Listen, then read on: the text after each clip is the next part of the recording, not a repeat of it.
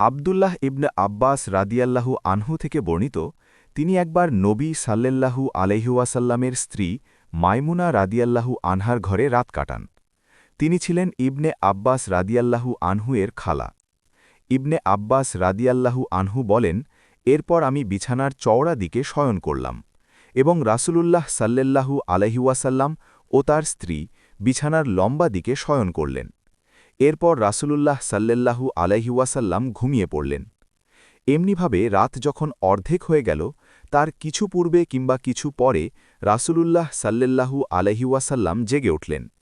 তিনি বসে হাত দিয়ে তার মুখমণ্ডল থেকে ঘুমের আবেশ মুছতে লাগলেন। তারপর সূরা আল ইমরানের শেষ ১০ আয়াত পাঠ করলেন।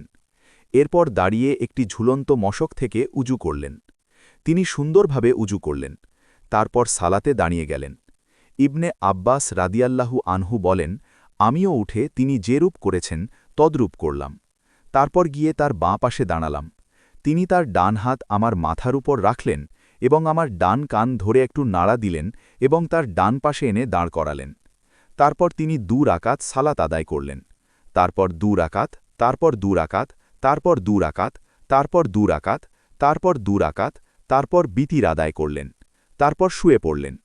কিছুক্ষণ পর তার কাছে মুয়াজ্জিন এলেন। এরপর তিনি দাঁড়িয়ে হালকাভাবে ২ রাকাত সালাত আদায় করলেন। তারপর বেরিয়ে গিয়ে ফজরের সালাত আদায় করলেন। সহিহ বুখারী হাদিস নম্বর ১৮৩।